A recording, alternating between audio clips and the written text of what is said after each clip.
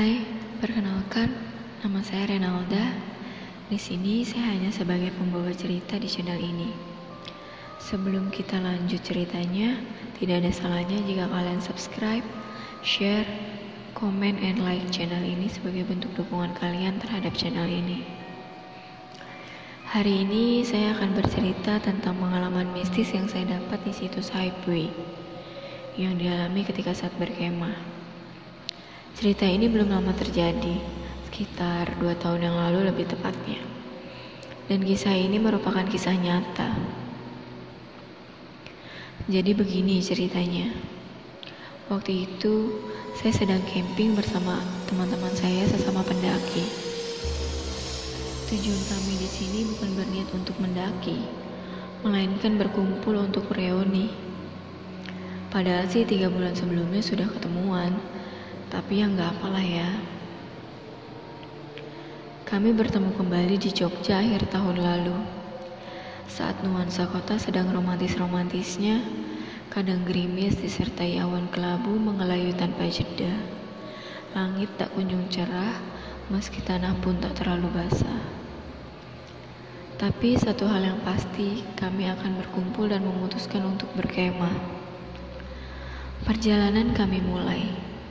Saya mengajak mereka berkemah di salah satu bukit di Jogja yang lagi hits kalau kata anak-anak muda.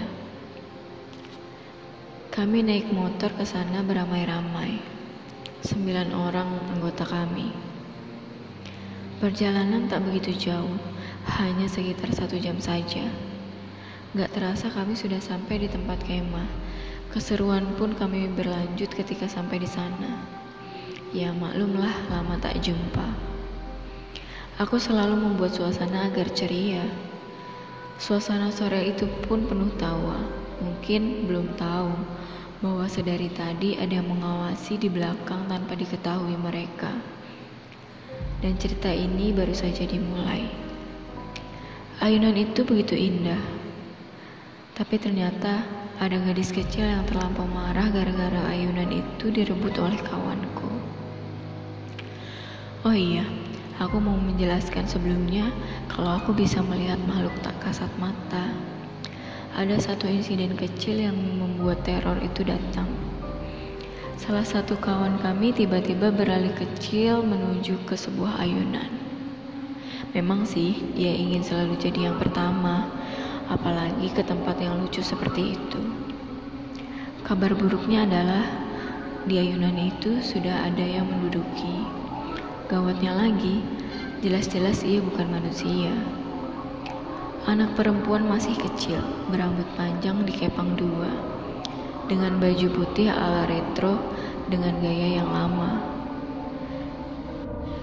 Ketika kawanku tadi menduduki ayunan, sontak si bocah tadi kaget dan beranjak dengan begitu kesal. Saking marahnya, ia langsung balik ke belakang.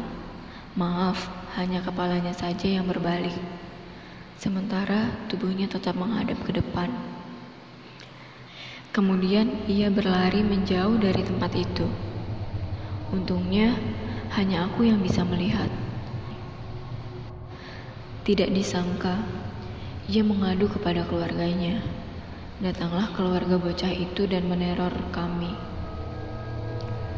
Tak berapa lama kemudian, ada sosok makhluk hitam datang berdiri di sampingku.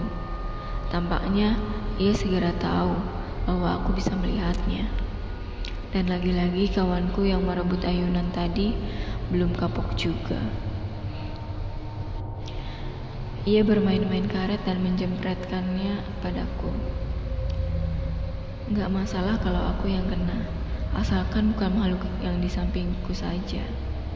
Dan benar, jepretannya mengenai si makhluk tadi dan terpental. Semua yang ada di sana bisa menyaksikan karet terpental tanpa mengenai sesuatu. Mungkin hal ini sulit kamu percaya. Tak apa toh, aku cuma mau bercerita saja.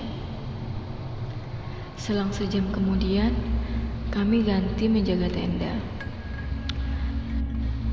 Saat giliranku, terjadi kejadian yang sangat sulit aku lupakan. Aku menjaga tenda ketika yang lain gantian untuk sholat maghrib. Kami bertiga saja duduk-duduk di luar tenda. Dan tiba-tiba kejadian mengejutkan terjadi. Ada suara berisik disertai ada seseorang di dalam tenda. Kali ini kedua temanku mendengar hal yang sama. Kresek, kresek, kresek, kresek. Tiba-tiba ada sesuatu menyembul di pintu tenda. Ada sosok kepala pocong muncul dan melihat kepadaku. Belum selesai rasa kagetku, ia sudah menghilang begitu saja. Kedua temanku cuma bengong saja melihat mukaku yang sempat terkejut. Aku coba biasa saja dan tiduran di atas matras. Kemudian ada SMS penting dari ayahku, sehingga harus aku balas segera.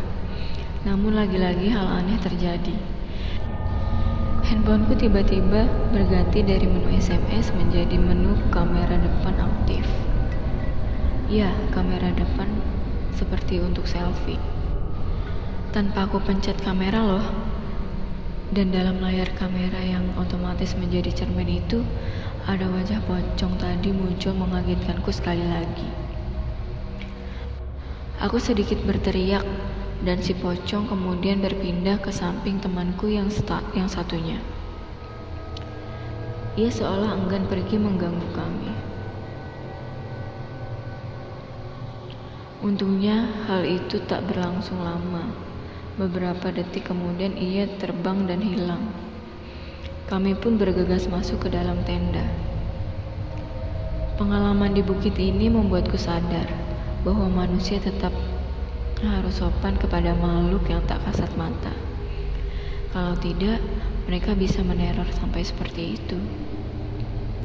Ternyata di bukit dengan pemandangan indah itu ada makam yang bersemayam di sana. Wajarlah kalau tempat ini cukup angker.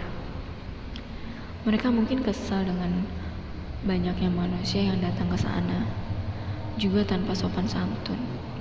Entah pengunjung yang bakal pergi atau mereka yang akan mengalah.